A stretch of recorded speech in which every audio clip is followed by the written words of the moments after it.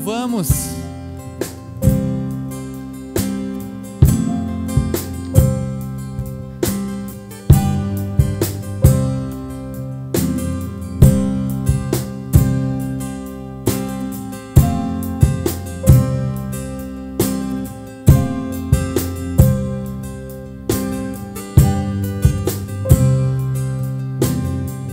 Confesso a ti, Senhor, que fraco eu sou, tão fraco eu sou, mas forte tu és. Eu venho a ti, Senhor, sem nada pra dar, só quero pedir, vem e ajuda-me, ó Deus. Confesso a ti, Senhor, que fraco eu sou, tão fraco eu sou, mas forte tu és. Eu venho a ti, Senhor, sem nada pra dar, só quero pedir, vem e ajuda-me, ó Deus.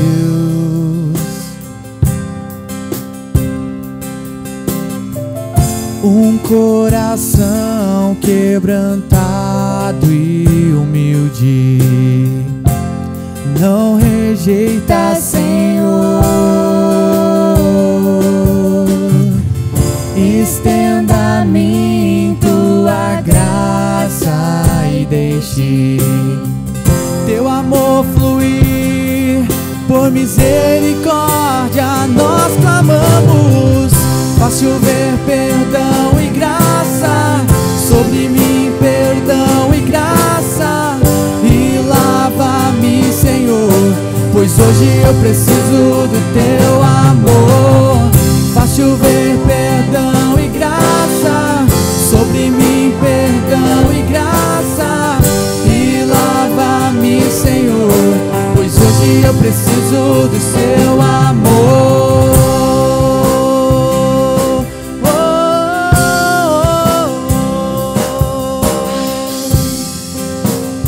Diga mais uma vez, confesso. Confesso a ti, Senhor. Só vocês. Fraco, tão fraco eu sou, mais forte, forte tu és. Eu venho a ti, Senhor, sem nada pra dar, só quero pedir,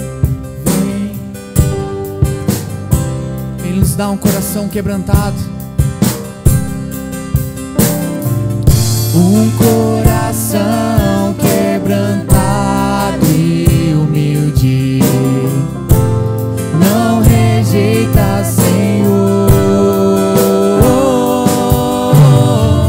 Estenda a mim tua graça e deixe teu amor fluir, Deus.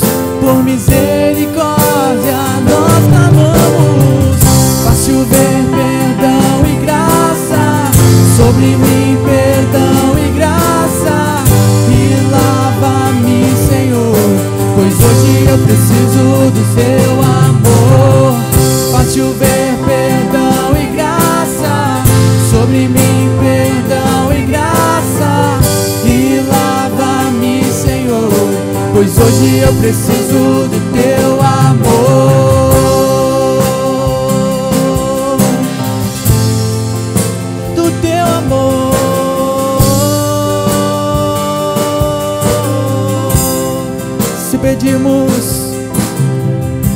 Se pedimos, tu virás, tua chuva derramarás. Declare: se pedimos, tu virás,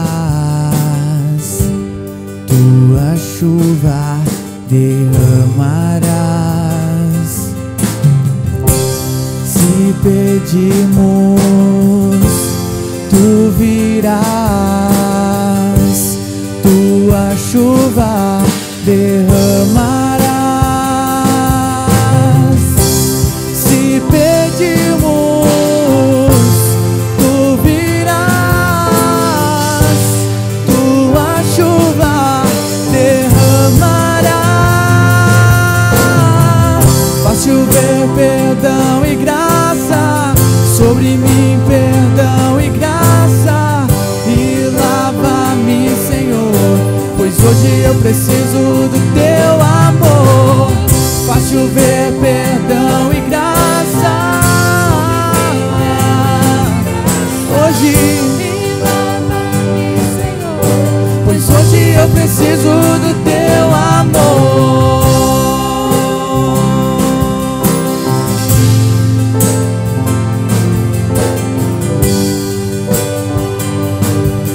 Pode dizer mais uma vez?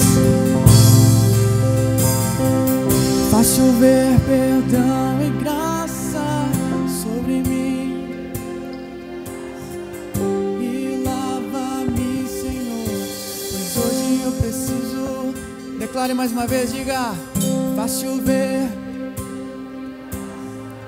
sobre nós e lava-nos, Senhor, pois hoje eu preciso.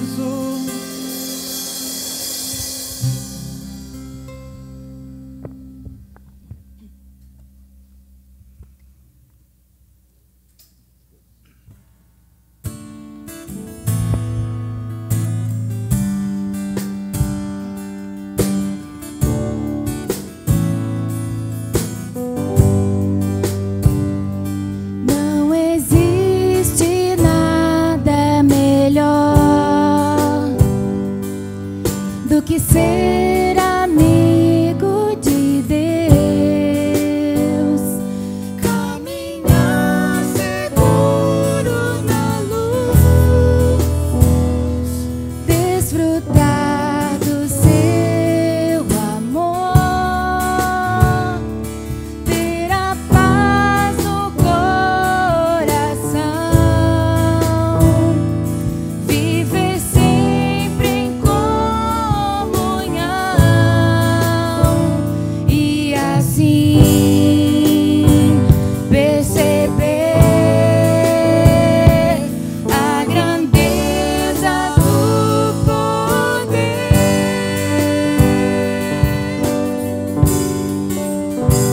de Jesus,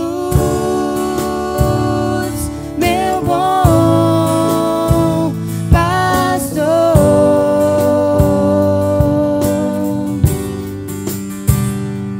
Não existe nada melhor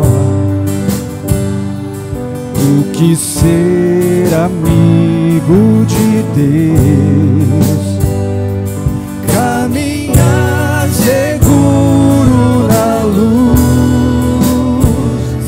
desfrutar do seu amor, ter a paz no coração, viver sempre em comunhão e assim perceber a grandeza do poder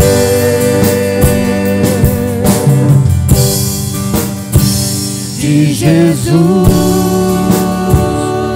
meu bom pastor.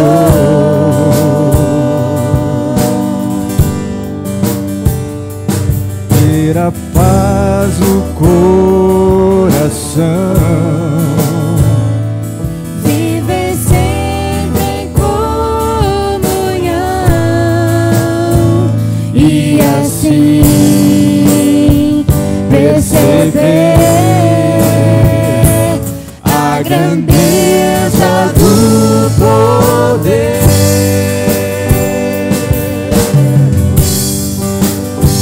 de Jesus, meu bom pastor,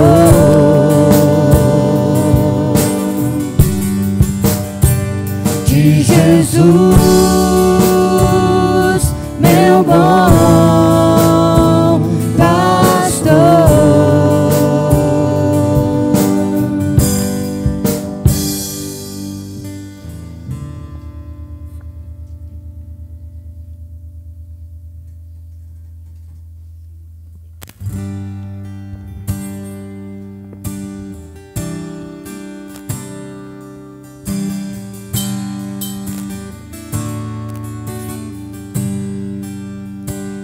Senhor meu Deus, quando eu maravilhado contemplo a tua imensa criação, a terra e o mar e o céu todo estrelado, me vem falar perfeição. Então minha alma canta-te, Senhor. Grandioso és tu, grandioso és tu. Então minha alma canta-te, Senhor. Grandioso és tu, grandioso és tu. E quando penso quanto Deus me ama, que em meu lugar na cruz Jesus sofreu, a gratidão meu coração inflama, pois foi por mim que Ele padeceu. Então minha alma canta-te, Senhor. Grandioso és tu, grandioso és tu. Então minha alma canta-te, Senhor. Grandioso és tu, grandioso és tu. Tua palavra veio revelar-me o alvo que eu devo alcançar.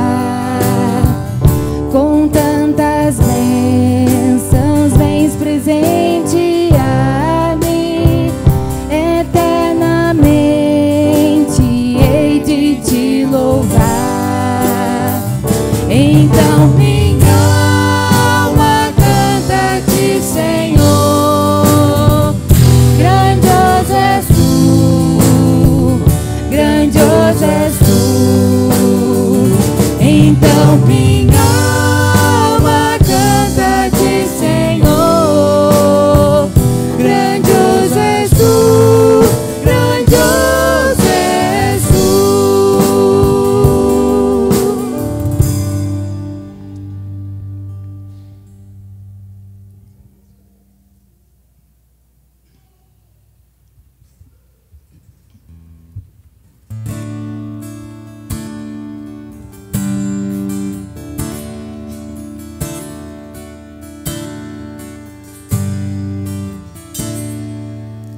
Ele não tinha qualquer beleza ou majestade pra nos atrair. Nada havia em sua aparência para o desejarmos, mas rejeitado dentre os homens, ainda assim carregou nossas dores, e o seu castigo nos traz paz, e a esperança não se esvai. A oferta pela culpa Ele ofereceu, pra satisfazer o Criador. Ele morreu pra que a sua luz em nós pudesse brilhar. O Filho do amor se entregou em nosso lugar.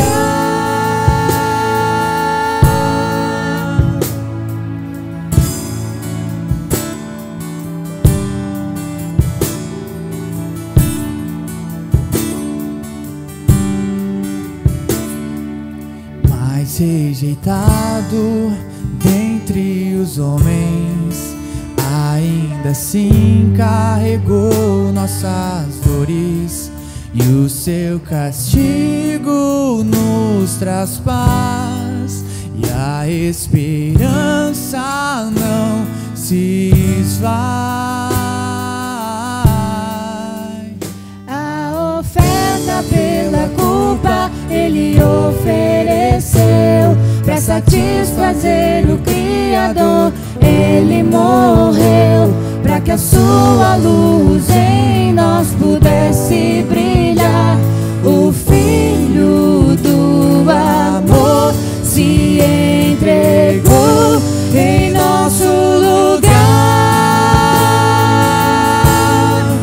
És o Cordeiro que pelos nossos pecados foi esmagado, sem dizer uma só palavra, se entregou aos cravos, derramou sua vida até a morte, provando a ira amarga pra nos dar sua doce graça e nos fazer viver.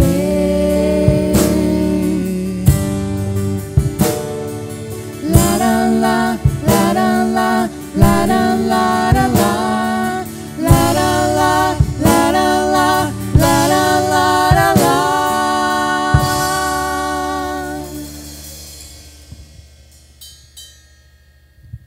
Podemos sentar, por gentileza. Chegou a mim os valores das ofertas e nós estamos contentes por isso. Ontem à noite, está aqui na palma da mão, R$752 e hoje de manhã 696, com os meus cálculos, R$1.448. Deus abençoe os ofertantes e o bom uso desses valores, com certeza. Para aqueles que estão chegando aqui hoje de manhã, nós estamos neste encontrão trabalhando o tema Espiritualidade Sadia, com o pastor Márcio Temponi, pastor da Igreja Presbiteriana no Rio de Janeiro, que gentilmente aceitou esse convite e temos assim visto Deus agir nele, através dele, de uma forma muito preciosa. E hoje de manhã nós vamos ser aí alimentados com certeza e privilegiados por mais uma palavra, a terceira parte deste nosso encontro. Quero chamá-lo à frente e quero chamar também a Sônia para estar orando por ele.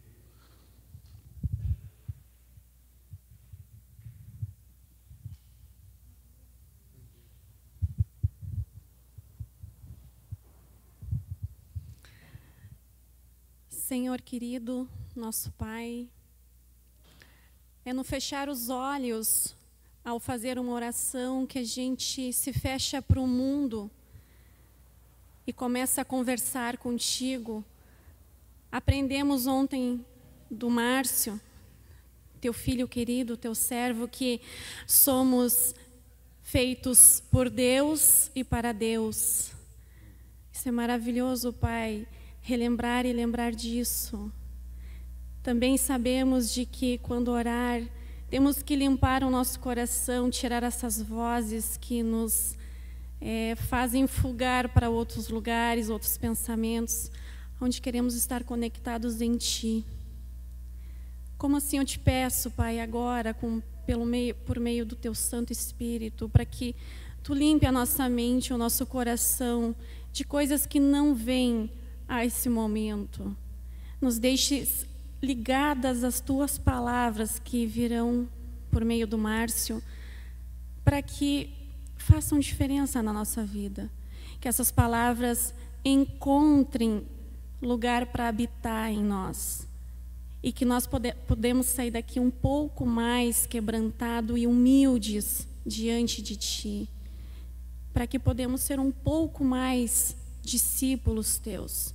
Ó Pai, só Tu para nos ensinar, Pai, a ser discípulos. Molda o nosso coração e a nossa mente conforme o Teu querer, Pai. Esvazia todo o nosso pensamento. Nos ligue a Ti. Que o Teu Santo Espírito esteja conosco, Pai, com cada um de nós. Em especial com o Márcio, que vai nos trazer a palavra. Nos alimente, Pai, através dele. Em nome de Jesus, amém.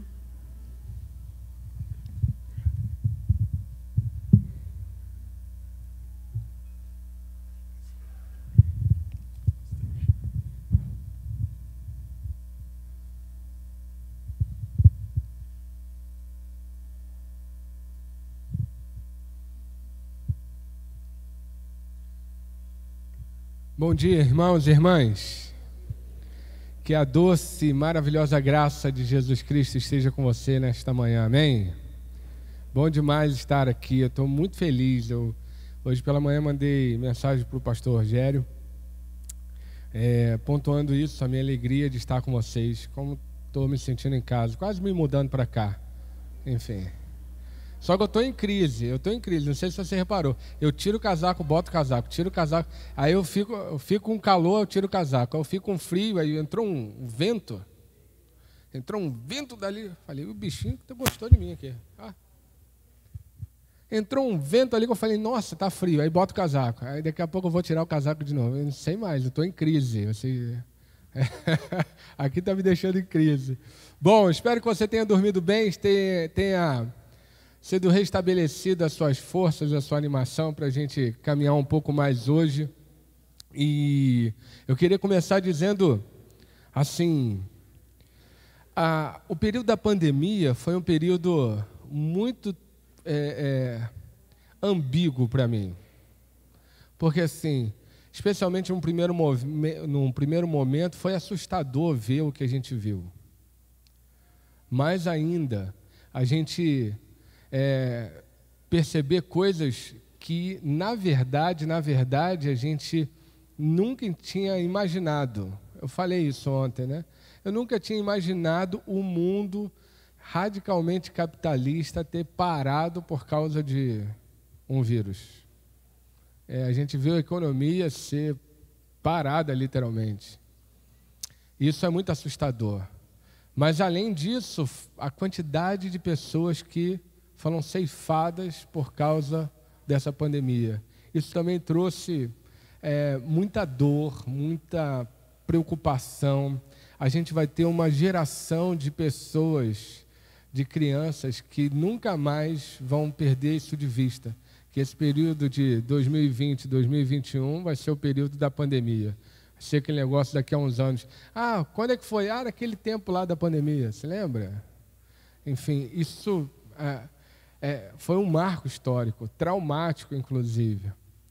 Mas uma coisa que eu tenho aprendido com Deus é perceber que nós, nos momentos de maior crise, também Deus está agindo.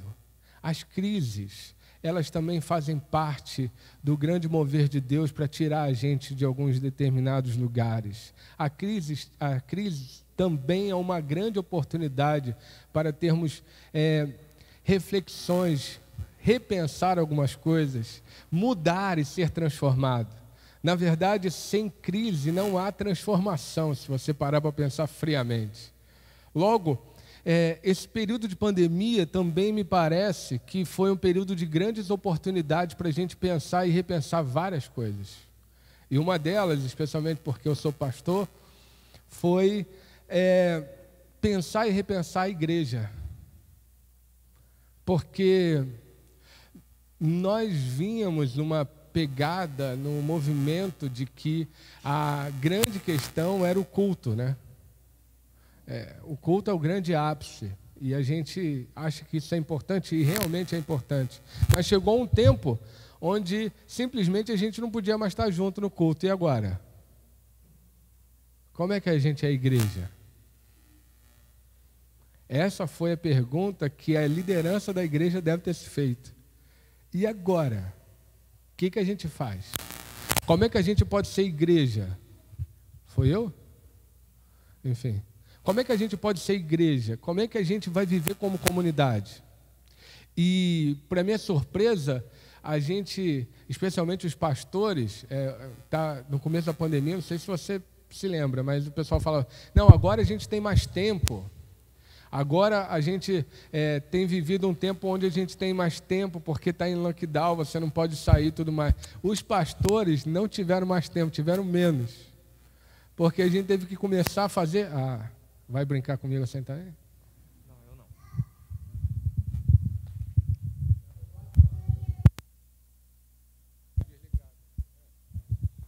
Olha, não posso elogiar, Mateus?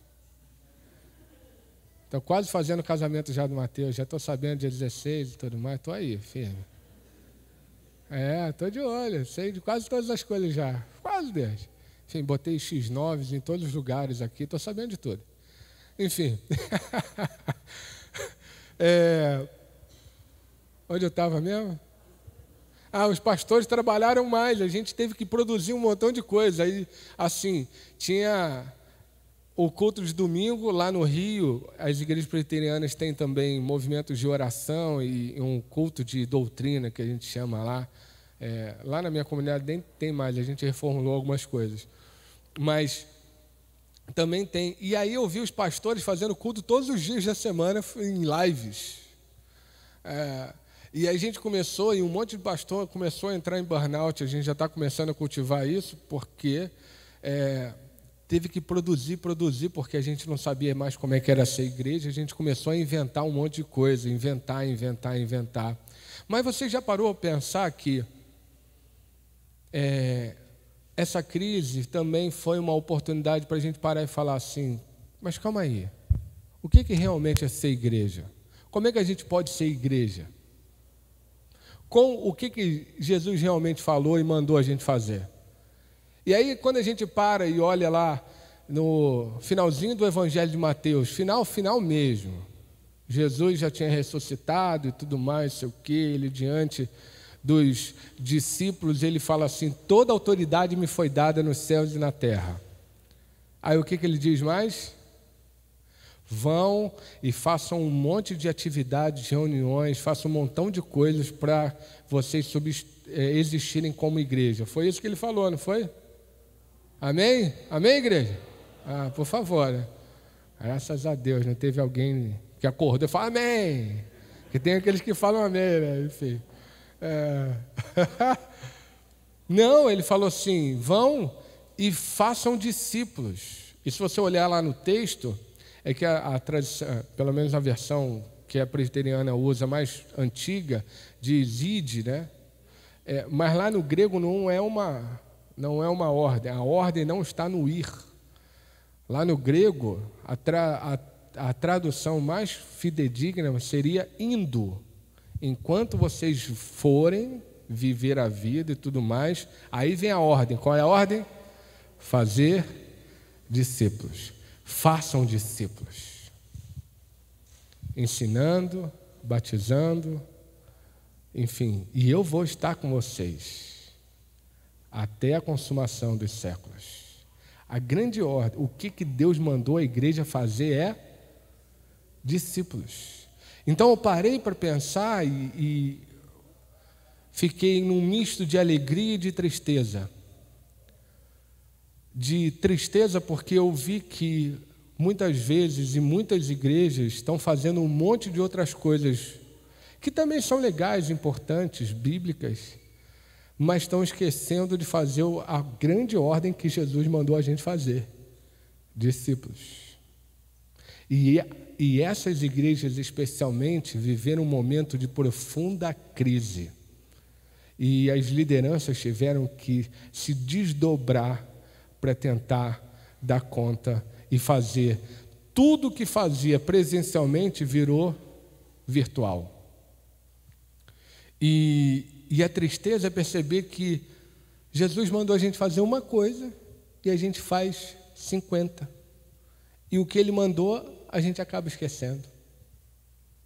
A alegria foi perceber que lá na comunidade, a gente, me perguntaram isso algumas vezes, e aí, o que mudou? Eu falei, efetivamente nada, porque a gente fazia discipulado, e a gente continua fazendo, a gente não colocou mais atividade, nem menos atividade, a gente só transferiu algumas coisas para o ambiente virtual, mas a gente é focado em discipulado.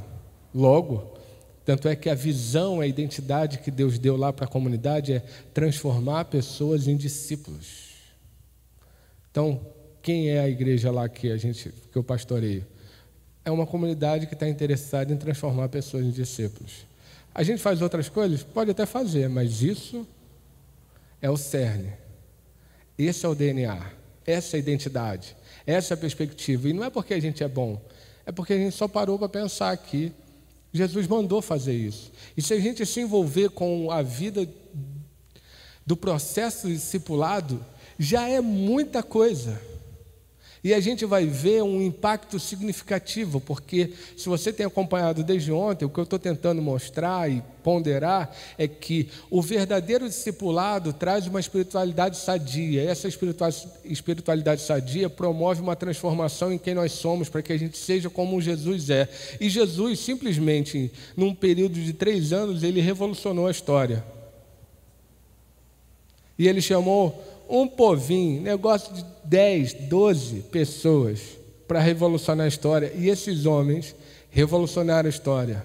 Não precisa de grandes coisas. No começo da igreja, o período que a igreja mais cresceu foi quando ela foi mais perseguida. Quanto mais, e tem relatos históricos de gente que não era cristã, do Império Romano, que fala assim, palavras tipo assim: quanto mais a gente mata cristão, parece que o sangue deles cai na terra e faz brotar mais cristão. Porque a igreja estava focada em fazer discípulos. E ela ia fazendo discípulos. Ela ia por onde fosse. Ela estava preocupada em trabalhar? Estava. Trabalhava e fazia discípulos. Antes de ser qualquer outra coisa, eles eram discípulos de Cristo. E como discípulos, eles serviam como advogados, ou trazendo para hoje, né? Como advogados, como agrônomo, como o cara que é o dono da fazenda, enfim, por aí vai. Mas antes, qual é a identidade? Eu sou discípulo, e como discípulo eu faço discípulo. A pandemia trouxe essa oportunidade para a gente parar e repensar. E a gente ainda está podendo fazer isso, porque a gente ainda está na retomada, na verdade, não é? Porque as coisas ainda estão aí. Graças a Deus, em nome de Jesus, a gente vai conseguir vencer isso, em nome de Jesus.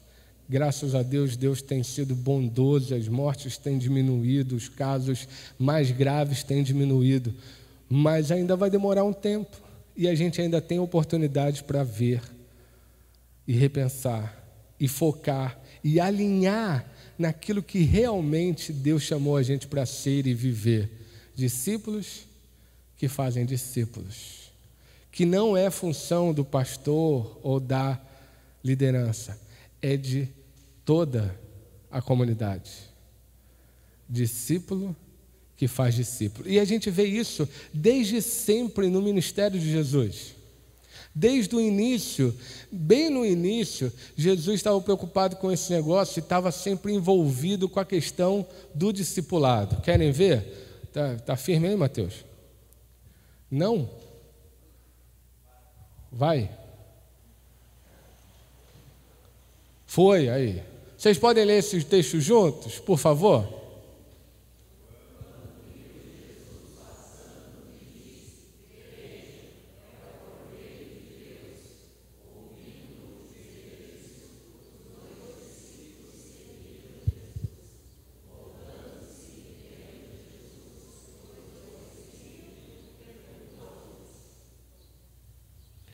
Vou parar aí. Olha que coisa interessante. É o início do ministério de Jesus. E aí tinha o primo de Jesus, João Batista, já estava no ministério há algum tempo. E João Batista tinha discípulos. Mas toda vez ele foi o grande último profeta, né? Que anunciou e preparou o caminho daquele que realmente vinha, que era Jesus. Então, ele a todo momento começou a anunciar Jesus. E ele viu Jesus de longe e falou: ele é o Filho, ele. Vocês não têm que olhar para mim não, olha para ele. Um dia, se vocês puderem, façam uma lectio divina no texto de João Batista, quando ele fala que importa que Jesus cresça e ele diminua. Isso é um processo de maturidade radical. João Batista tinha umas pegadas maravilhosas. Enfim, você pode fazer isso depois. Então João Batista falou: olha lá, é ele, ó, é o Cordeiro de Deus, olha para lá. E o que os discípulos de João Batista fazem? Pelo menos 2? Ah, é ele? Então valeu, vou lá. E vão seguir Jesus. Eles seguem Jesus. Ou seja, apertei aqui. Isso, bonitão. Eles seguiram Jesus. Eles começam a entender e a vivenciar, e o que eu quero mostrar com isso é que, na realidade, eu estou meio que tentando recapitular o que a gente conversou ontem, tá? Então, a primeira pegada que aqueles primeiros discípulos de Jesus fizeram foi seguir o Mestre. Foram imitar o Mestre, foi seguir o Mestre. Por isso, recapitulando o que a gente disse ontem de tarde, eu fico tentado para falar de manhã, mas é de tarde. Ontem de tarde, o que eu falei ontem de tarde? Aquela frase que eu queria que você guardasse e não esquecesse. Ninguém guardou, né? Passei 1 hora falando. Repetir. Vocês estão bem, porque se fosse lá no Rio, eu ia falar assim, então eu vou pregar tudo de novo. Vocês não entenderam nada, não guardaram, tem que pregar tudo de novo. Enfim, mais 5 horas para vocês me ouvirem. Eu falei isso, agora.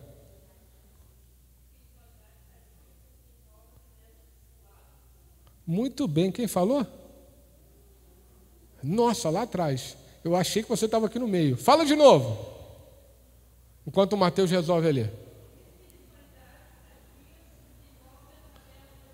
Perfeito, anotou mesmo. É exatamente. E eu passei. Espiritualidade sadia se desenvolve através do discipulado. Aqueles discípulos que eram de João Batista começaram a vivenciar isso e seguiram Jesus Cristo. Eles foram atrás de Jesus Cristo. Eles queriam imitar Jesus Cristo. Eles foram e seguiram o Mestre. E aí é interessante, e eu não vou falar sobre isso, que a gente falou lá, você depois pega o DVD e vai ver, eu falei muito sobre esse negócio, essa espiritualidade sadia que se desenvolve através do discipulado, que tem a ver com ser discípulo, que é imitar Jesus e tudo mais, aquela coisa toda que eu falei ontem.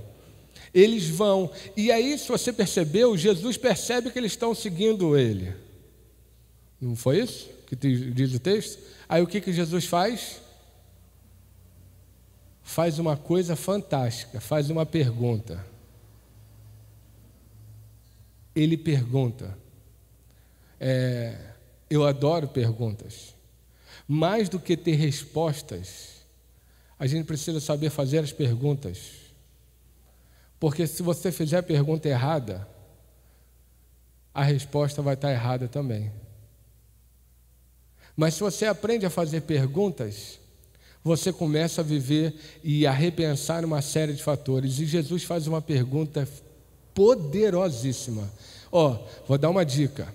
Fique atento sempre quando Jesus faz perguntas. Porque às vezes ele faz umas perguntas que parecem óbvias, mas é óbvia na superficialidade. Se você para pensar, tem alguma coisa aí que Jesus está querendo falar que é muito mais profundo do que essa superficialidade dessa resposta imediata e rápida que a gente gosta de dar.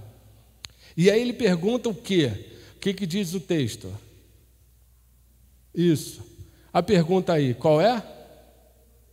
O que vocês querem?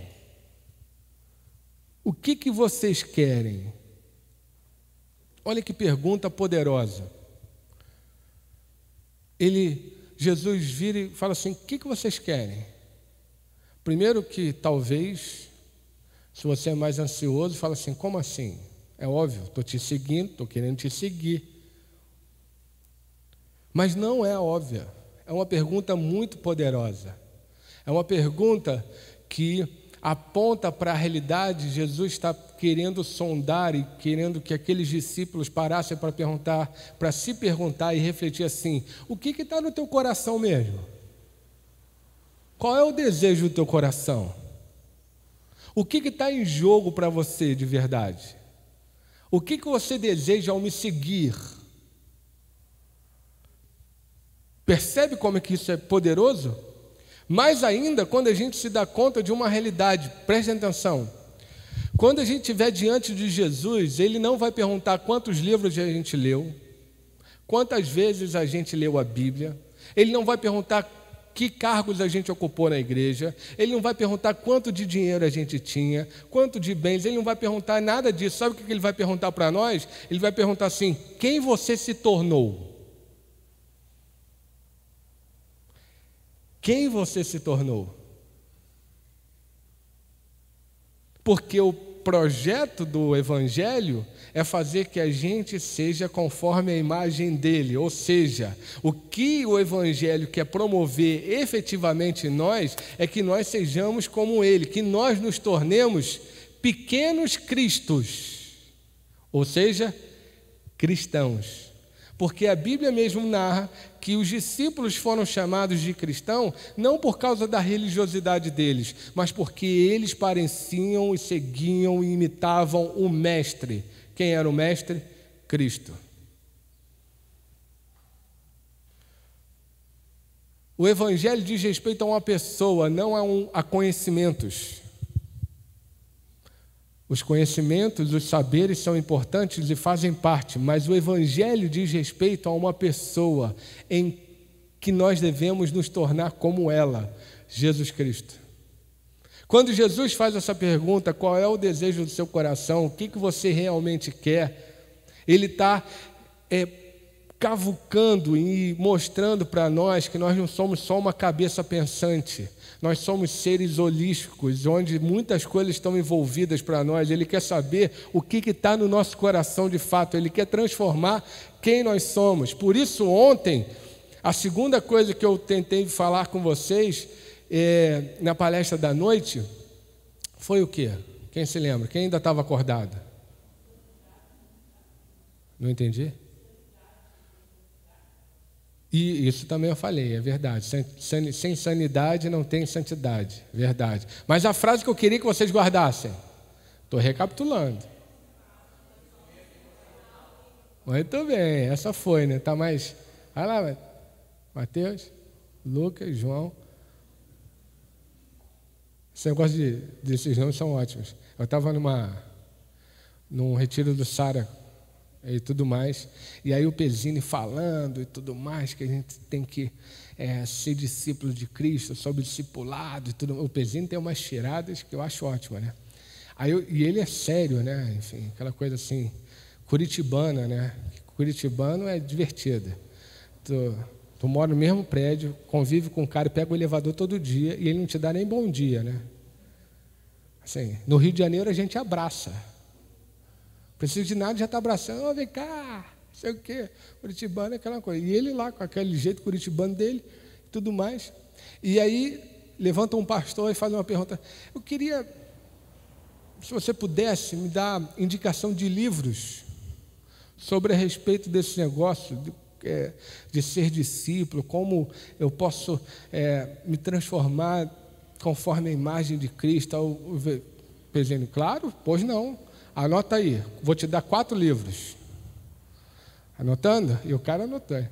Mateus, Marcos, Lucas e João. E o cara anotou. Quando ele acabou o João, ele falou: mas são os evangelhos? Os evangelhos. É isso aí. Aí eu falei: meu Deus, só o Pezinho acabou com o cara, né? Enfim, falei, aí eu fui beber água, né? Eu falei, vou beber água. Enfim, aí fui beber uma água, voltei, porque eu estava com a vontade de rir danada. Enfim, mas sabem, irmãos, essa é a verdade. O Evangelho, ele vai impactando as nossas vidas. Os 4 Evangelhos vêm mostrar como Jesus viveu e o que ele fez. Antigamente, e vai denunciar a idade, hein? Se lembra daquele movimento que tinha assim, que tinha até uma pulseirinha? O que Jesus faria no seu lugar? Sim ou não? Ninguém viu isso. Aí você tinha então não chegou aqui não, no Sul? Vocês ainda não eram crentes nessa época? Enfim, que a ideia era muito legal. A ideia é assim: diante das decisões da sua vida, quando não sei o que, você tinha que fazer uma pergunta para você mesmo: o que Jesus faria no meu lugar? E aí muita gente aí tinha pulseirinha para você se lembrar disso e tudo mais. Mas outro dia eu me dei conta que talvez isso também seja um equívoco. Porque o que Jesus faria no meu lugar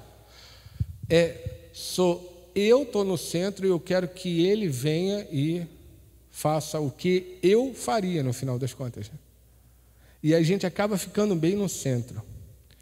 E aí eu pensei assim, será que a gente não podia inverter isso? Porque a gente já tem os evangelhos. Então a pergunta não é o que Jesus faria no meu lugar, é o que ele fez que eu posso imitar. Percebe que é diferente? Porque ele já fez. E ele que tem que ser o padrão. Então, e ele lidou com uma série de dificuldades, com problemas e tudo mais, e ele agiu maravilhosamente bem. Então, a gente olha para o exemplo dele e fala assim: É isso que eu tenho que imitar. Então a minha vida vai ter que seguir por aqui, porque é o que ele fez que eu tenho que imitar. Então, quando Jesus faz uma pergunta dessa, ele está perguntando assim: o que realmente está no teu coração? E aí nada mais é do que ele quer amadurecer a gente, tanto emocional quanto espiritualmente. Ele quer fazer com que a gente pare para pensar e investigar, se lembra? Ser porteiro e faxineiro, de guardar o nosso coração. Então, assim, por isso que quando eu pensei em todas essas palestras, pensei elas conectadas para elas desembocarem aqui. E o que eu estou querendo mostrar para vocês, que já num texto a gente pode ver, tudo que eu falei ontem, ele já está aqui muito presente nesse texto. E então Jesus, a todo momento, ele queria e desejava promover transformação em nossas vidas. Ele queria trazer para nós radicalmente uma vida de mudança, uma vida onde todas as esferas e aspectos da nossa vida fossem transformados. Sabe, se nós, enquanto igreja, pudéssemos realmente investir todas as nossas forças fazendo com que pessoas fossem iguais a Jesus, a gente revolucionaria essa cidade, esse estado, esse país, porque imagina, em todos os lugares que os discípulos de Cristo estão, e eles sendo como Jesus, quanto sal e luz nós seremos nesse mundo de trevas, quanta luz a gente vai levar, porque é a luz do Espírito. E às vezes a gente fica tentando fazer um monte de coisa, que a igreja faça tudo, mas se a igreja focar naquilo que realmente tem que ser um celeiro de discípulos que vão para o mundo, fazendo discípulos, mudando, vivendo o reino, encarnando o reino de Deus na vida de outras pessoas, a gente revoluciona esse negócio. A gente vê a violência cair, a gente vê a educação sendo investida. Já pararam para pensar que uma das grandes revoluções foi a escola dominical? E a escola dominical, eu não sei como é que vocês funcionam, mas lá é uma grande questão. Não, nós temos que ter escola dominical e tudo mais. E uma vez eu parei e falei assim: você sabe por que a escola dominical foi criada e para que ela foi criada? Não foi para a igreja. Não foi. A escola dominical foi criada porque um homem começou a perceber que as pessoas eram analfabetas, que as crianças passavam muito tempo nas fábricas trabalhando, e ele queria fazer uma mudança na vida delas. Então ele chamou e criou uma escola, porque naquele tempo não tinha escola como tem hoje. E ele criou uma escola para dar conhecimento. E o que ele usava? A Bíblia, para ensinar não só as pessoas serem alfabetizadas, mas também conhecerem o Evangelho. Era missão, e uma missão que promovia mudança na sociedade. A igreja estava na vanguarda. Enquanto ninguém pensava em escola, a igreja inventou um negócio desse, porque ama as pessoas e queria que as pessoas fossem transformadas. E o Evangelho foi criado para isso. E aí o que a igreja fez? Pegou essa ideia maravilhosa que era para a missão e transformou numa coisa para dentro. Não é mais para fora, é para dentro, para a gente mesmo, para nós. Entende? Você é contra a escola dominical? Não. A gente tem uma série e tem que investir na formação mesmo das pessoas. Mas a nossa formação é para que a gente seja enviado, e enquanto estiver indo, a gente faça discípulos. Mas precisamos de homens e mulheres maduros emocional e espiritualmente para fazer a diferença, para poder dialogar, para poder apontar o Evangelho nesse mundo onde ser cristão ou virou moda ou virou motivo de escárnio, de deboche, de gente que é alienada. Mas cristãos maduros, emocional e espiritualmente, conseguirão lidar bem com essas coisas, como Jesus teve que lidar lá, naquela situação tão complexa lá do primeiro século. E Jesus fez, e Ele nos chamou para fazer. E por isso o texto continua, e se você reparar, qual é a resposta que Jesus dá depois que eles falam assim: o que a gente quer? Então, aonde você está vivendo, Senhor? Aonde você está hospedado? Eles falam para o mestre. E o que Jesus responde? Jesus responde para eles assim: vocês querem saber onde eu vivo? Ele falou: venham E vejam, entende? O que Jesus fez? Ele falou assim: vem viver comigo, vem experimentar o que é viver comigo. E o texto ainda diz mais, que eles passaram o dia com Ele. O dia com Ele. Eles passaram, eles viveram com Jesus Cristo. Isso é discipulado, irmãos e irmãs.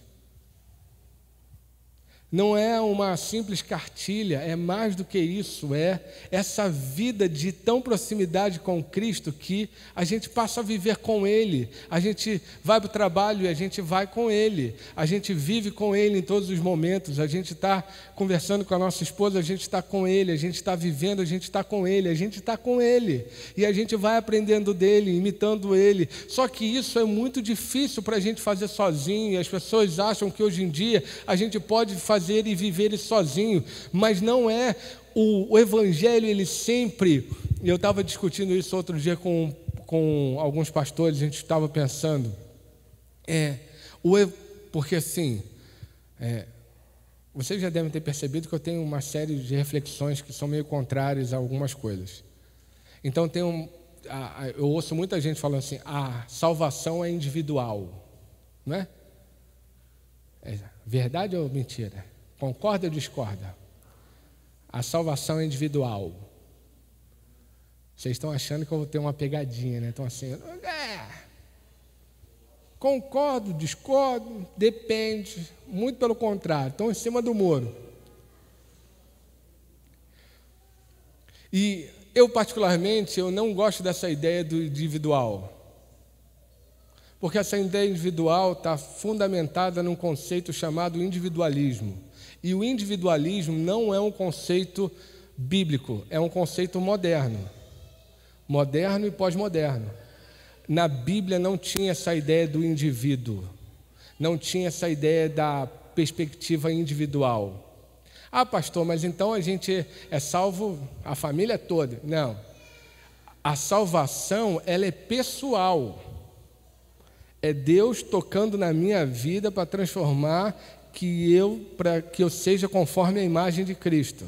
Ela é pessoal, mas aonde ela acontece? Aonde ela se desenvolve? No ambiente comunitário. Nós não somos salvos para viver individualmente, a gente é salvo para viver como povo. A gente é salvo para viver como igreja. A gente é salvo para viver como uma comunidade de discípulos. Então eu não gosto dessa ideia, porque essa ideia do individualismo é uma ideia que é secular, que promove uma série de fatores e distorções, como a gente vê hoje. Ah, como é que você está? Não, com Deus eu estou bem, eu não estou bem com a igreja. Está errado, tem alguma coisa estranha. Como é que você pode ter problema com o povo de Deus, da família de Deus, e estar bem com ele? Tem alguma coisa errada. Quando pediram para Jesus resumir a lei, o que ele falou?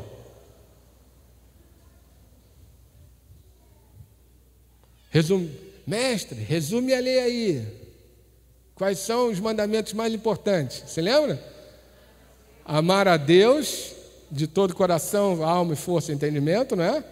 Mas também... Se o apóstolo João vai dizer assim na primeira carta: se eu não consigo amar o meu irmão que eu vejo, como é que eu posso falar que eu amo a Deus a quem eu não vejo? Ou seja, a salvação é pessoal, ela impacta a minha vida, ela muda quem eu sou, mas ela sempre me leva ao outro. Se não tiver aqui, se o outro não tiver em jogo, não faz sentido biblicamente. Então não existe eu viver uma espiritualidade sadia, eu comigo mesmo. Estava numa devocional lá em casa com as crianças. A gente fez uma lectio e tudo mais. E a gente estava conversando. Eu peço para as crianças falarem, que eu gosto de ouvir, né? Então eu faço perguntas, elas vão falando, dando uma sondada. E aí a minha filha tem umas tiradas fantásticas, igual a mãe. Assim, fala umas paradas assim, do nada, enfim. E aí a gente estava conversando com eles, eu não me lembro exatamente qual era o assunto, mas a preocupação assim, todo mundo faz isso, e como é que você vai fazer isso também? Porque a Bíblia está dizendo outra coisa. Aí minha filha falou assim, não, pai, não faço isso não. Aí minha esposa falou assim, porque normalmente, às vezes, a gente vê que as pessoas são meio Maria vai com as outras. Já ouviram essa expressão? Maria vai com as outras? Maria vai com as outras e tudo mais. Então, assim, tomem cuidado, vocês precisam estar firmados em Cristo e tudo mais. Os amiguinhos podem pensar diferente, mas às vezes eles não conhecem a Cristo. Então, assim, não sejam Maria vai com as outras. A minha filha, ótima, Sofia, gente boníssima, virou e falou assim, não, mãe, eu não sou Maria, vou com as outras, não. Sou Maria, vou comigo. Maria vai contigo? Ela vou comigo mesmo, não tem que saber de ninguém não, e tudo mais, isso aqui. Aí eu peguei o gancho, né? Mas, minha filha, Maria vai comigo também não é uma boa opção. Já parou para pensar nisso? Ela? Não, pai, não era isso que era para... Pensei que eu estava abafando, eu falei, não, a ideia foi muito legal, a tirada foi ótima, continua assim. Mas pensa comigo, você tem que ir com você mesma, você tem que fazer a sua vontade, ou você tem que ir com Jesus? Eu queria que você fosse Maria, vai com Jesus. Aí ela, pai, vou pensar sobre isso. Então vai pensar, irmã, vai orar, vai pensar, mas não é verdade? Percebe o que eu quis pontuar para ela? Que Maria vai comigo é puro individualismo. Mas num primeiro momento eu fiquei todo feliz. Falei, ela não vai com as outras e tudo mais, ela tem identidade. Mas na realidade a identidade dela também precisa ser transformada conforme a imagem de Cristo. Então ela não pode ser individualista. É claro que eu não falei nada, ela só tem 12 anos, não falei de conceitos, para vocês eu falo. Aí eu não falei nada de conceito, mas você tem que ir com Jesus. É com Jesus que a gente tem que ir. A gente tem que imitar, tem que ouvir ele falando assim, vocês querem realmente ser meu discípulo? Querem viver comigo? Vocês querem esse negócio? Então vem comigo. Venham, vejam como é que é esse negócio, como é que essa questão do discipulado acontece. Por isso eu queria hoje, na realidade, deixa eu olhar o horário, para não me perder. Acho que ainda está bem, eu tenho até 11h30. Tá. Eu queria fechar pensando sobre realmente o que é discipulado, porque eu estou falando de discipulado toda hora e tudo mais, espiritualidade sadia, ela acontece, se desenvolve através do discipulado e tudo mais. Eu já falei o que não é discipulado, pontuei, quis fazer você pensar uma série de fatores, mas tá bom, o que é o discipulado de verdade? E eu parei e eu levei um susto, porque assim, como eu disse, lá na igreja a gente leva muito a sério essa ideia do discipulado. É DNA, transformando pessoas em discípulos. Mas aí uma vez numa reunião eu perguntei para os líderes, me fala aí, o que é discipulado? Aí todos falaram corretamente. Contudo, entretanto, todavia, não obstante, nenhuma definição era igual à outra. Cada um estava pegando uma parte do que é o discipulado, aquilo que provavelmente tinha mais chamado a atenção por causa da personalidade, do que ele está vivendo e tudo mais. Então ele trouxe tudo mais. Eu comecei a pensar assim, tem alguma coisa estranha, porque a gente também tem um montão de livros sobre discipulado e cada um dá uma definição, e aí tá bom, mas então o que é discipulado? Então quando tem uma palavra que é muito conhecida e que a gente usa muito, às vezes o conceito se esvazia e a gente perde a direção. Por isso que a gente às vezes fala que é discipulado o que não é discipulado, porque a gente não tem clareza do que significa. E aí eu comecei a catar, eu já tinha lido um montão de coisas e comecei a reler e pensar, falei, cara, mas nenhuma definição de discipulado me agrada, porque sempre está faltando alguma coisa. E o que a gente estava vivendo lá na comunidade é trazer elementos que em várias definições não estavam ou que faltava alguma coisa. E eu comecei a pensar, eu tenho que pensar numa definição mais clara para isso, até para poder ensinar a igreja, para poder a gente estar caminhando junto e ter uma direção clara do que é o discipulado para nós. E depois de muito estudo, reflexão, oração, conversa com as lideranças do discipulado, lá da igreja e tudo mais, eu cheguei a uma definição que eu queria compartilhar com vocês. E ela diz assim,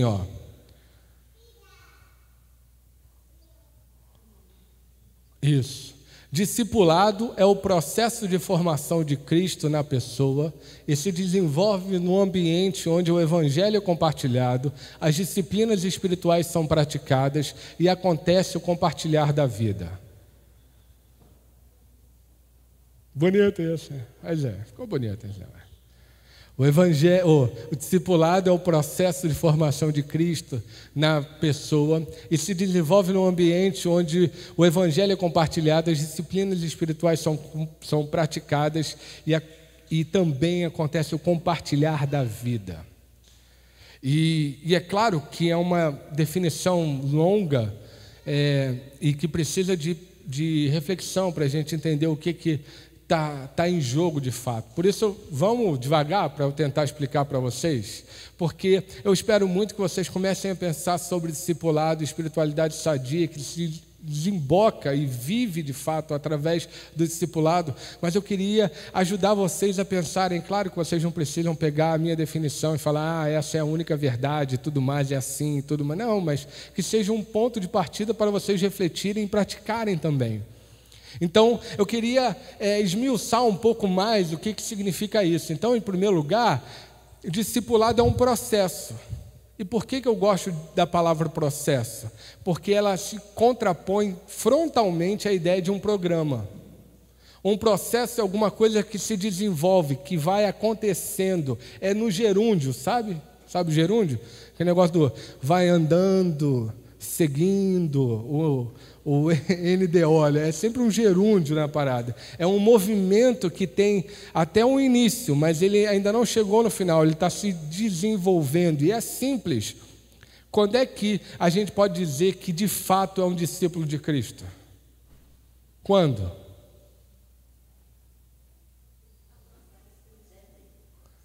Então, mas já está pronto, agora cheguei, formatura, diplomazinho, discípulo de Cristo. Das duas, uma. Ou se Jesus voltar antes de você ser recolhido, ou se você for recolhido logo. Então, discipulado diz respeito a um processo que dura só a tua vida toda. Então, assim, não tem início, meio e fim. Tem o viver com Cristo. Venham e vejam. Um viver com Cristo todos os dias da minha vida até o final dela. É um processo, não é um programa. Porque o programa é estabelecido, início, meio e fim. Discipulado é um processo que perdura a vida toda. É sempre. É um processo que está acontecendo e em todos os momentos a gente pode viver esse processo e não apenas em algum, não fazendo como eu falei ontem da espiritualidade doentia, compartimentalizando, agora esse é o momento do discipulado. Não, discipulado, Jesus está te discipulando em todos os momentos e usa tudo e todas as pessoas, até mesmo eu. Afinal, depois que ele usou a mula, está valendo. Já pararam para pensar que é divertido esse texto de Balaão? Porque o profeta vira mula e a mula vira profeta. Só Deus para fazer um negócio desse. Não é verdade? A mula virou profeta e o profeta virou uma mula empacada, não conseguia ir e tudo mais. E a mula virou profeta. Como diz um amigo meu, Deus tem senso de humor. Poderoso. Então, ele usa as mais diversas perspectivas. Então, discipulado é um processo. Não fique pensando ou achando que você vai se formar. Não, só quando Jesus voltar, sempre tem mais alguma coisa. Uma vez eu estava falando sobre espiritualidade e tudo mais, lá na igreja. Aí, é que lá no Rio é diferente daqui. Lá no Rio a gente nem abre nada e as pessoas perguntam mesmo. Se você nem der o espaço, elas perguntam. Se der espaço, tem gente que pergunta, tem gente que faz discurso. Ele vai fazer uma pergunta. Aí ele faz um discurso, aí tu fica assim, mas a pergunta... Aí 30 minutos depois, mas eu queria saber isso. É certo ou errado? Certo. Passa para outro. Enfim. Entendeu? Lá no Rio é divertidíssimo, a gente se diverte. E aí eu estou falando, aí levanta uma jovem e fala assim, pastor, queria te fazer uma pergunta. Eu falei, Pois não, pode perguntar. Falou assim, olha só, esse negócio da espiritualidade, das disciplinas espirituais, não é para eu estar mais próxima de Cristo? Tá bom, é. Mas se eu estou mais próxima de Cristo, eu não devia estar mais santa? Falei, é o normal. Mas quanto mais eu me aproximo de Cristo, mais eu percebo o quanto eu sou pecadora. Eu sou tão ruim assim? Como é que eu funciono? Eu falei, agora captei a vossa mensagem, vou explicar. Pensa comigo, quando você entra na sua casa e está uma penumbra só, então não tem muita luz. Você consegue ver a sujeira? Só se for uma sujeira muito grosseira, né? Se for uma coisa muito forte, aí você vê, aí você limpa. Mas conforme você coloca a luz, vai aproximando luz, o que acontece? Aquela sujeirinha lá no canto que você não via, você começa a enxergar. E Jesus é a luz.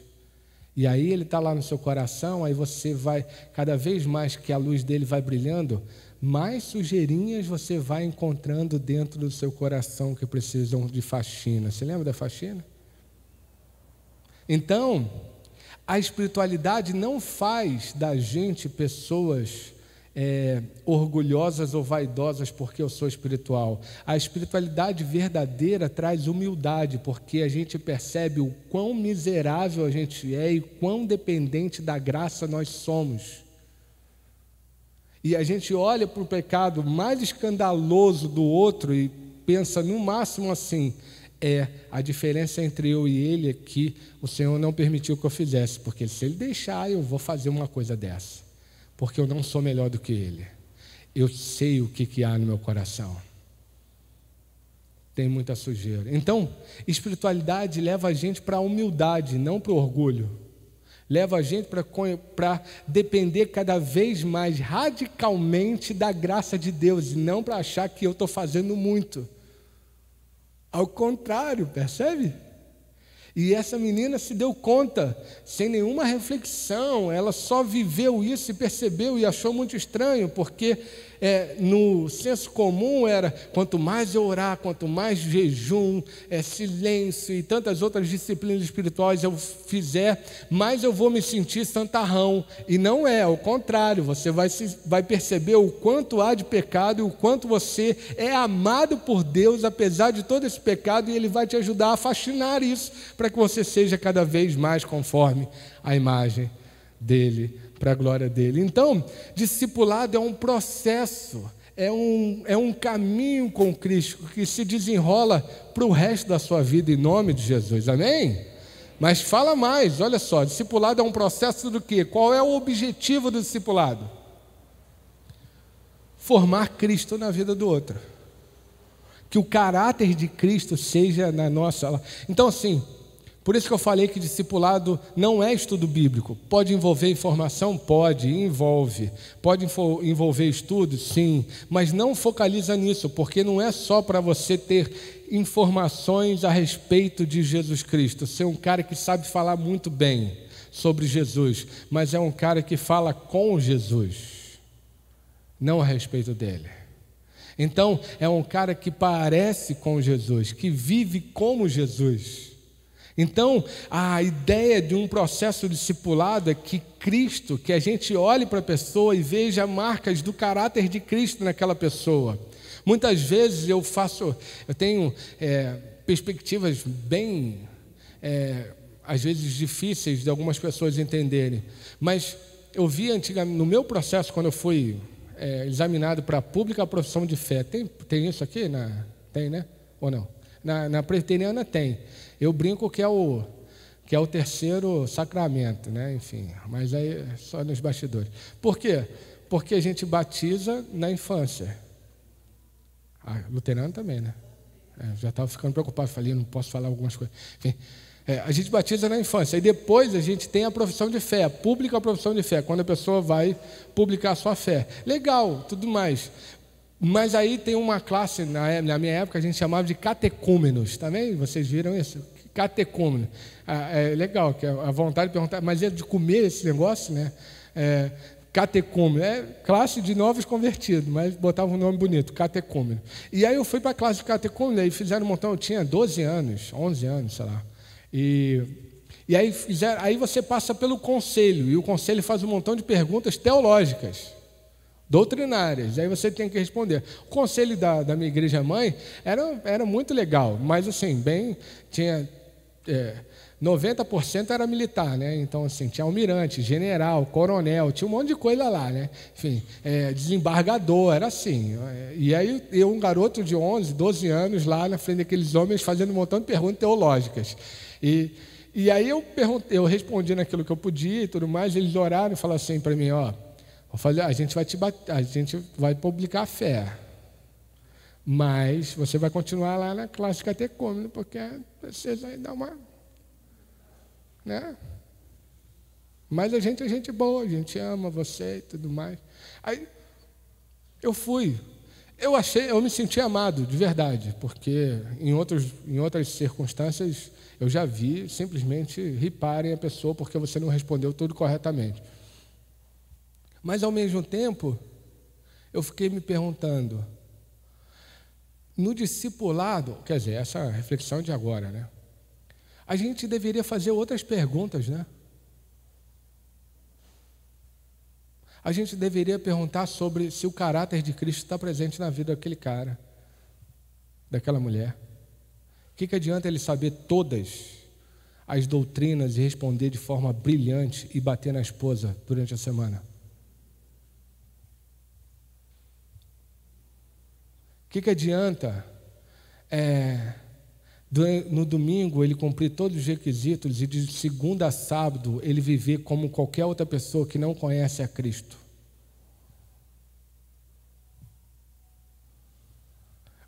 O processo discipulado visa formar Cristo em você. É muito mais radical do que isso e é muito mais difícil. Ainda mais hoje em dia, porque antigamente o centro de todas as informações que a gente podia ter era na igreja. Então a pessoa podia ir na igreja e tinha que ir na igreja. Hoje em dia não, o cara em casa ele consegue ter estudos e pregações e reflexões profundíssimas sem sair de casa, está na palma da sua mão no celular. Mas informação, como eu disse já, não muda, não forma caráter. O caráter de Cristo, a pessoa dele na sua vida. Isso requer um processo intencional e de longo prazo e de caminhar junto com Cristo. O objetivo do discipulado não é te dar informações a respeito de Cristo, não é te dar um diploma. O objetivo do discipulado é que você tenha o caráter de Cristo formado na sua vida, ou como eu tenho dito, que você seja conforme a imagem de Cristo. O que mais? O texto, a definição continua. E se desenvolve no ambiente. Eu custei a achar essa palavra e eu achei. Ambiente. Por quê? Porque muitas vezes a gente vai querer fixar o discipulado numa série de perspectivas. Então tem que ser o discipulado tem que ser só pessoal, só é pessoal, não acontece em outro lugar, em nenhuma outra forma. Não, é no ambiente. Ele tem que ser necessariamente na igreja ou numa sala. Não, ele é um ambiente que é formado. O que eu estou querendo dizer com isso? Que na igreja, o que a gente precisa trabalhar e pensar é que se o discipulado ele é tão importante e é o DNA da igreja, tudo na igreja deveria ser discipulado. Tudo que a gente faz na igreja, se esse é o cerne, fazer discípulos, tudo na igreja tem que estar vinculado à ideia do discipulado. Por exemplo, querem ver? O culto dominical é discipulado ou não é discipulado? Tem que ser. O culto é o ápice da reunião da igreja. Então, assim, o culto ele tem que ser um ambiente que marque o discipulado, que seja um processo, e ele você todo domingo tem que voltar aqui à igreja para vivenciar e repetir algo fundamental. O culto, para mim, irmãos, mais do que nunca, a gente tem que resgatar isso, porque a gente está negociando, inclusive, a presença, achando, não, tem culto qualquer hora, então vou lá domingo que vem. Não, o culto é tão fundamental, porque o culto modela pedagogicamente a nossa espiritualidade. O culto é esse tempo que a gente passa junto, é o tempo que a gente vivencia o processo da salvação. Já parou para pensar nisso?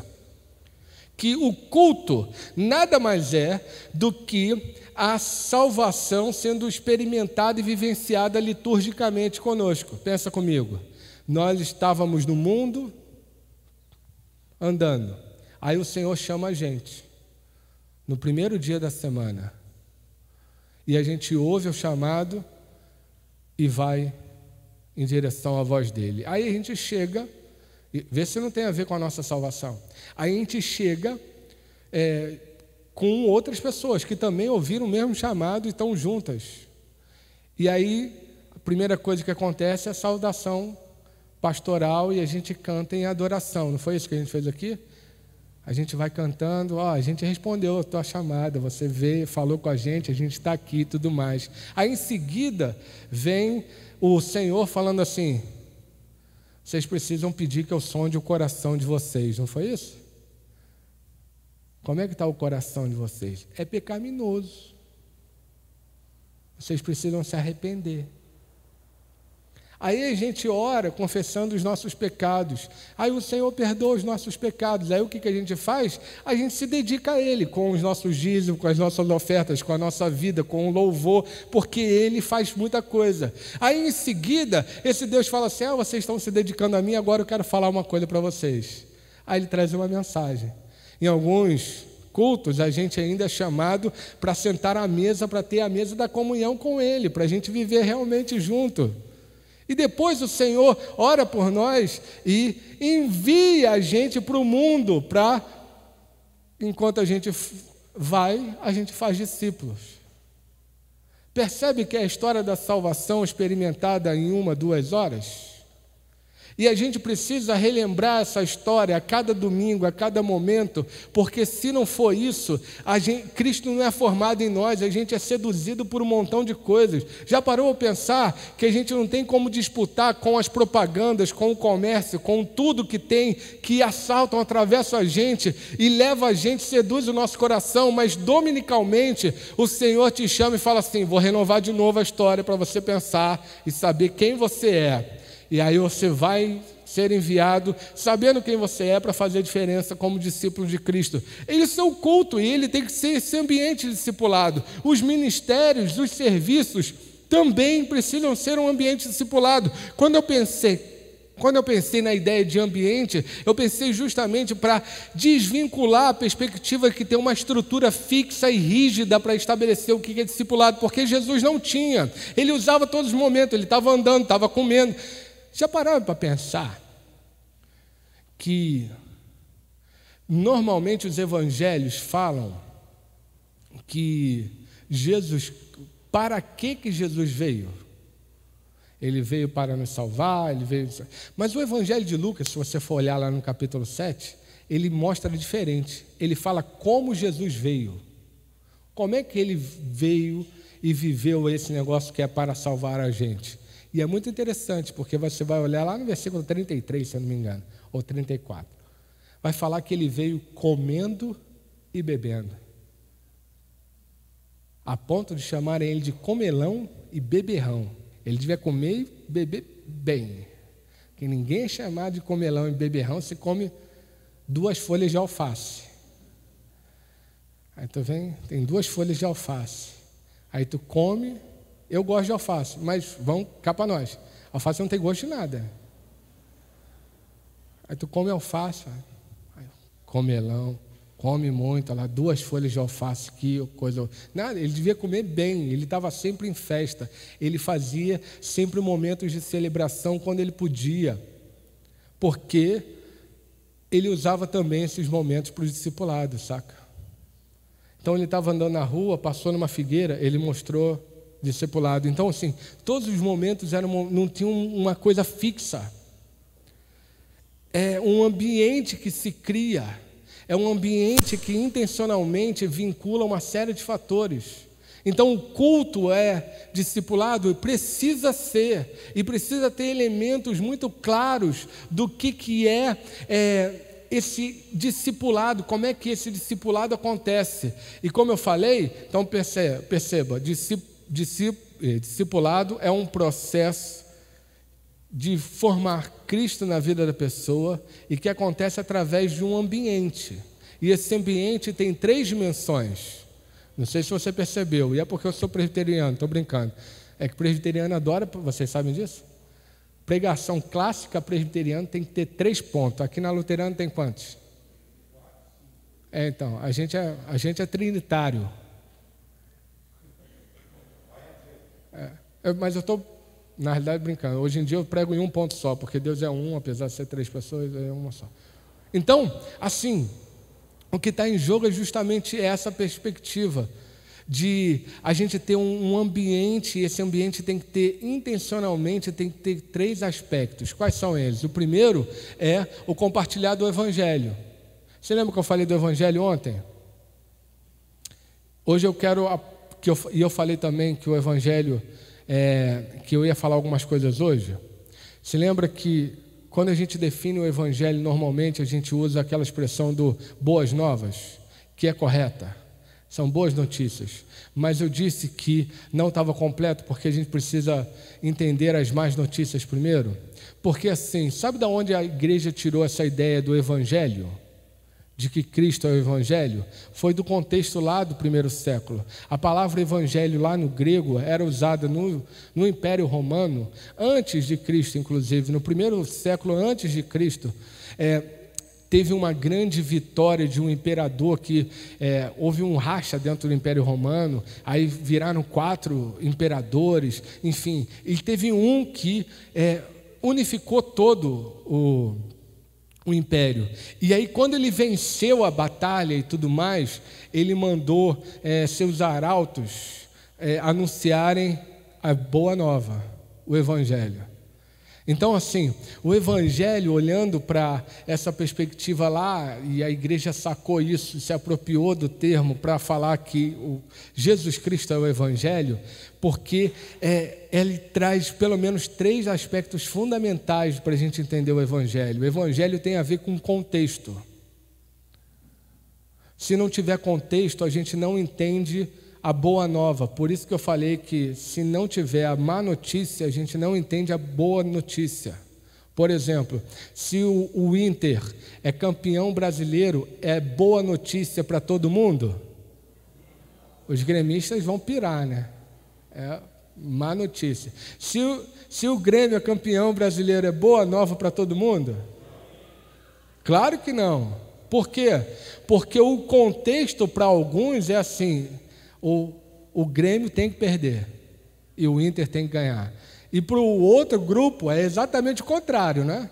E às vezes, eu não sei aqui no Sul, mas lá no Rio, assim, às vezes o teu time até perdeu, mas se o Flamengo perder também, já estou feliz.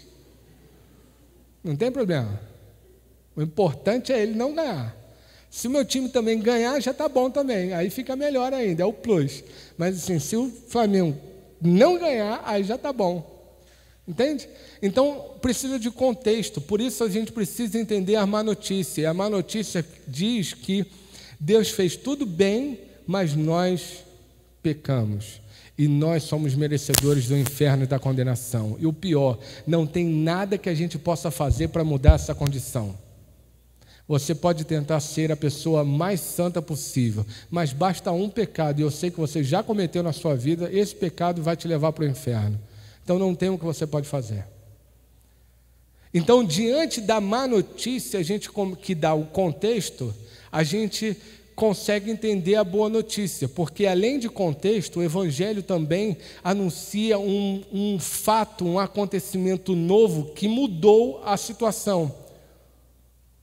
E qual foi o fato? Jesus Cristo veio e morreu na cruz em nosso lugar, pagou o nosso preço, e aquele irmão que estava aqui no sábado de tarde, ele falou, nos reconciliou com o Pai. O Pai nos reconciliou com Ele através de Cristo Jesus, como diz o texto. Entendem? Então aconteceu um fato, e um fato que mudou a história, um fato que mudou a condição, um fato novo, e o fato é Jesus Cristo. A plenitude dos tempos veio e Jesus foi enviado e Jesus fez. E aí tudo aconteceu. Mas tem mais. O Evangelho precisa também ter uma outra característica. Esse fato que mudou a história, ele traz para nós esperança. A esperança de que tudo vai ser renovado e transformado. Sabe o que eu quero dizer para você? Que o Evangelho, ele é assim. Ele é alguma coisa que aconteceu lá no passado, que garante o nosso futuro. E por causa do nosso futuro, a gente vive uma nova vida hoje. Entenderam ou foi demais? O Evangelho foi o que Jesus Cristo fez. Ele já fez, Ele já salvou a gente. Só que quando Ele ressuscitou ao terceiro dia, Ele abriu o novo tempo, o tempo da ressurreição, o tempo da restauração de todas as coisas. E Ele garantiu de que o nosso futuro está salvaguardado porque depende do que Ele já fez. Então está garantida a nossa salvação, está garantido o novo céu e nova terra, está garantido todas as coisas. E por isso nós temos esperança. Por isso o apóstolo Paulo fala assim, vivam alegres na esperança, pacientes na tribulação e perseverantes na oração. Esse é o estilo de vida do discípulo, é alegre na esperança de que vai se cumprir, Jesus vai voltar. Então o Evangelho é alguma coisa que aconteceu no passado que me dá esperança porque garantiu o futuro. E porque eu já olho com esperança o futuro, eu vivo hoje diferente. Eu sou impactado e sou convidado a viver hoje a partir desse novo tempo, desse novo reino que já está entre nós, mas ainda não completamente. Então o Evangelho trabalha o nosso passado, dá a esperança do nosso futuro e nos chama a viver hoje uma nova vida. Discipulado precisa sempre estar o Evangelho sendo compartilhado. Tudo, por isso que eu falei que lá na igreja com as perguntas, responde com o Evangelho que 50% das vezes dá certo, porque assim, todas as questões, toda a nossa interpretação, a forma de ver, a gente olhando para o Evangelho com atenção, a gente consegue saber como a gente tem que viver como Jesus Cristo. Então, o discipulado sempre tem que ter o Evangelho envolvido. Sempre. Sempre é compartilhar o Evangelho. A pergunta é, como é que a gente vai lidar isso? Vamos olhar para o discipulado ou para o Evangelho para entender como é que funciona. Mas, discipulado também é um ambiente que não apenas o Evangelho é compartilhado, mas também as disciplinas espirituais são praticadas. A gente vive as disciplinas espirituais, e as disciplinas espirituais são o meio mais propício para a gente estar na posição adequada para que o Espírito Santo faça as transformações necessárias que precisam acontecer em nossos corações e nossas vidas. As disciplinas espirituais, como eu falei lá em Pelotas, elas não têm um poder em si mesmas, mas elas são um meio, caminho. Não fazem a gente melhores do que os outros. Elas simplesmente nos colocam numa posição adequada para que o Espírito mude quem nós somos, para que a gente tenha tempo para estar com esse Jesus Cristo, para que a gente tenha tempo para Ele perguntar o que você deseja, o que você quer, como é que está o seu coração, o que você precisa mudar, que sujeira a gente precisa limpar, o que você precisa viver. Disciplinas espirituais são praticadas, então invistam em disciplinas espirituais. Então um livrinho legal é o livro da Celebração das Disciplinas, do Richard Foster. Tem lá 12 disciplinas espirituais para a gente praticar e viver. E lembrem-se, só um parêntese, disciplina espiritual exige perseverança. Eu vou fazer um jejum hoje, quero que resolva tudo. Não. Daqui a 2 anos, você fazendo jejum periodicamente, intencionalmente, a gente conversa se ele surtiu efeito ou não. Então, disciplina espiritual, esse ambiente, é um dos fatores, uma das dimensões fundamentais para que a gente tenha discipulado. E, por fim, acontece o compartilhar da vida. Então, é vida na vida.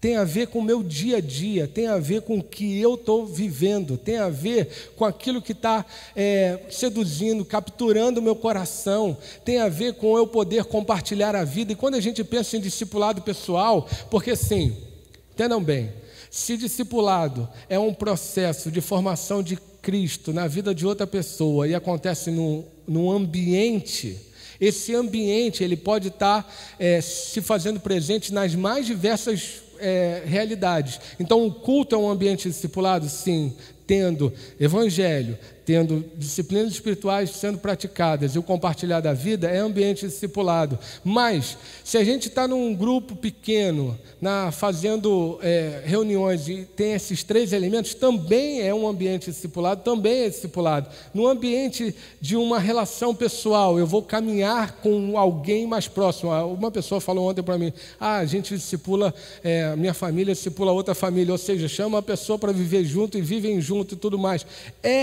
Ambiente discipulado, sim. Se compartilhar o evangelho, viver as práticas de disciplinas e compartilhar a vida é ambiente discipulado. Isso é fantástico. O que muda? Muda o nível de profundidade dessa relação.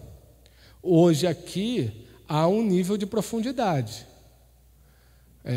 Eu não tenho como saber um monte de coisas a respeito de vocês. Então, assim, é um processo discipulado? Mas ainda não toca em questões mais significativas que ninguém vai levantar aqui, vai confessar um pecado publicamente e tudo mais, que nem é para fazer isso mesmo, que a gente tem que ter cuidado para fazer essas coisas. Mas no discipulado pessoal, a coisa fica mais profunda, porque a gente constrói uma relação de confiança com a outra pessoa, onde eu vou prestar contas, onde eu vou confessar pecado. Já parou para pensar que Deus perdoa os pecados quando a gente confessa? Mas a Bíblia fala que a cura vem quando? Quando a gente confessa uns aos outros. Então, perdoado a gente pode ser, mas muitos pecados que precisam de cura só vão acontecer num processo de prestação de contas, num processo de discipulado pessoal, onde você vai poder abrir o coração para uma pessoa mais madura que te ama e que vai ser Jesus para você. E aí você confessa o pecado e ali começa realmente a ver o processo de cura. Não só de perdão, porque perdão Deus já fez, mas a cura precisa desse caminho. E no discipulado pessoal isso acontece. Então o ambiente, o que vai mudar no ambiente é a profundidade dessa relação que acontece no discipulado, que pode acontecer, e que nós fomos chamados para viver isso. Sabe, irmãos, é você encarnar Jesus na vida do outro. E o outro encarnar Jesus na minha vida é eu poder olhar para o pastor Rogério e ver Jesus na minha vida através dele. Isso é lindo, poderoso demais. Não só você se sentir amado assim, como se realmente é Jesus me amando, sabe? Através daquela pessoa, como também você ser um instrumento nas mãos dele para amar, para que o amor de Deus, a graça invada a vida de outra pessoa. Isso nem o Mastercard pode pagar. Entenderam a piada não, né? Foi tão ruim assim? Enfim, então, irmãos, o Evangelho e as disciplinas espirituais e esse compartilhar a vida é o ambiente de discipulado. Então, eu quero terminar dizendo assim: Jesus nos chamou para viver discipulado. A espiritualidade sadia acontece nesse ambiente, onde o Evangelho está no fundamento, onde as disciplinas espirituais são praticadas. Porque, por exemplo, a confissão de pecado é uma disciplina espiritual. É uma disciplina espiritual. Mas é claro que eu não posso sair confessando para qualquer um, de qualquer maneira. Porque para ouvir a confissão de pecado de alguém, eu preciso estar preparado, eu preciso ter um certo nível de maturidade. Porque senão a gente não encarna Jesus, mas sim o julgamento. E não quer dizer que a gente tem que ser conivente com o pecado do outro, mas quer dizer que a gente tem que ser aquele que ama mesmo aquele que comete o pecado. Porque Jesus ama a gente assim. E isso acontece na vida, no dia a dia, nas relações, na perspectiva que realmente toma o nosso coração. Então, discipulado é isso. É um processo lindo que Deus tem para as nossas vidas. Amém? Vamos orar? Eu queria orar pela sua vida. E queria, depois da oração eu vou falar isso. Queria convidar você a ficar de pé. Charlon mandou bem.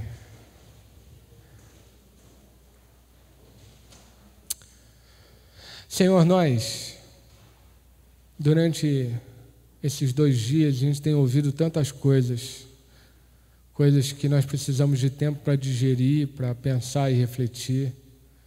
Mas a beleza disso tudo é que Teu Santo Espírito já estava agindo antes da minha chegada aqui, está agindo agora e vai continuar agindo na vida de cada irmão e irmã que está aqui. Eu não conheço a vida íntima e o que está acontecendo na vida de cada um, mas eu conheço você, Senhor, e o Teu poder é sem limites. Eu conheço a Tua graça, eu conheço o Teu amor, eu conheço, Senhor, aquela poderosa afirmação que você é o Senhor dos impossíveis, o que está distante da nossa possibilidade enquanto seres humanos para Ti, está no apenas mover um dedo. Por isso eu quero te pedir agora, em nome de Jesus, que as Tuas mãos estejam sendo derramadas sobre a vida desse povo aqui, que as Tuas mãos estendidas estejam alcançando o coração de cada um aqui nesta manhã, fazendo com que o Teu amor, a Tua graça, o Teu perdão, a Tua misericórdia, a Tua transformação sejam derramadas. Restaura relacionamentos, restaura a saúde física das pessoas, cura enfermidades, Senhor, não apenas enfermidades do corpo, mas também da alma. Que Tua cura esteja se manifestando na vida de cada irmão e irmã aqui, de cada filho e filha do Pai.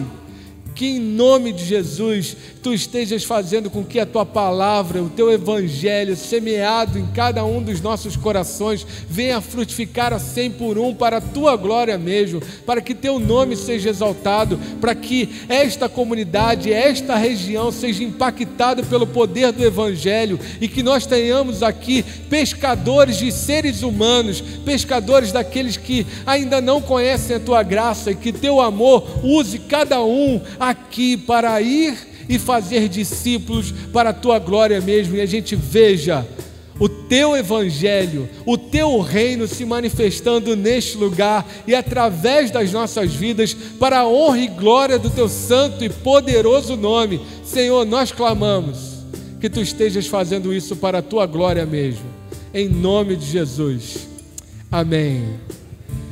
Irmãos, antes do pessoal cantar, eu quero terminar só dizendo assim, minha carinha, ó, muito obrigado.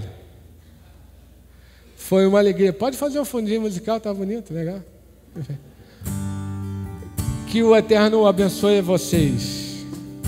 Foi uma alegria. A gente ainda, se tiver tempo, nem sei que horas são. Ainda tem um tempinho, né? A gente pode responder algumas perguntas e tudo mais, mas daqui a pouco. Mas eu queria dizer assim, que eu estou muito feliz e estou assim, me sentindo amado por vocês. Eu até falei com o pastor Rogério hoje. Eu estou acostumado lá no Rio com o negócio assim, abraça mesmo. Para nós a maior loucura da pandemia é não poder abraçar as pessoas, sabe? Estar perto, de fazer pergunta, ser espalhafatoso, carioca, assim, negócio assim meio... E vocês são muito diferentes disso, mas vocês são muito amáveis. Eu percebo e sinto o amor de vocês desde o dia que eu cheguei aqui. Eu queria dizer assim, muito obrigado, porque vocês são Jesus na minha vida.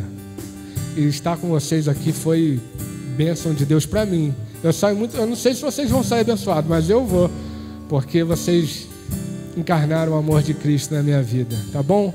Amo vocês, de coração. Muito obrigado. Fique com Deus.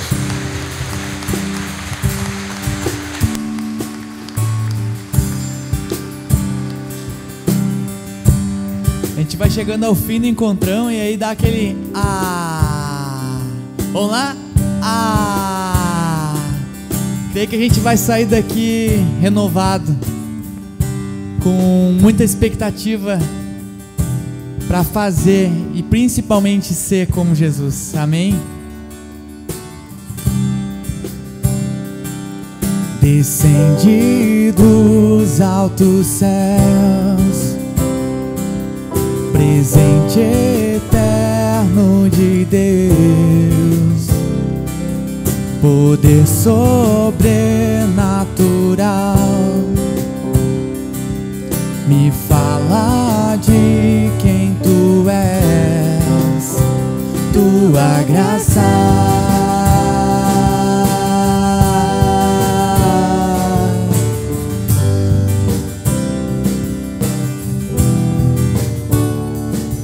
Clareia minha visão,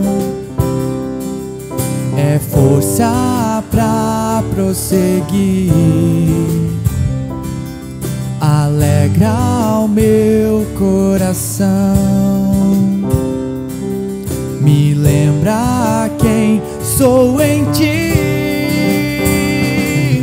Tua graça me basta, tua graça me basta, é tudo o que preciso. Tua graça me basta, tua graça me basta, fortalecido eu sou, tua graça.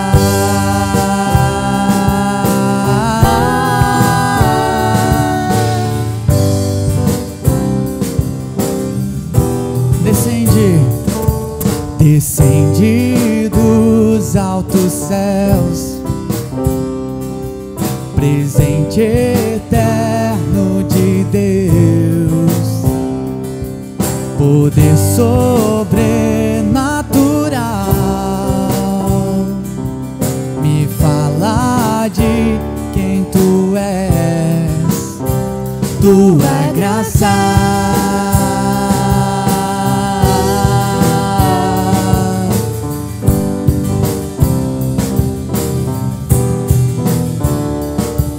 Clareia minha visão, é força pra prosseguir, alegra o meu coração, me lembra quem sou em ti.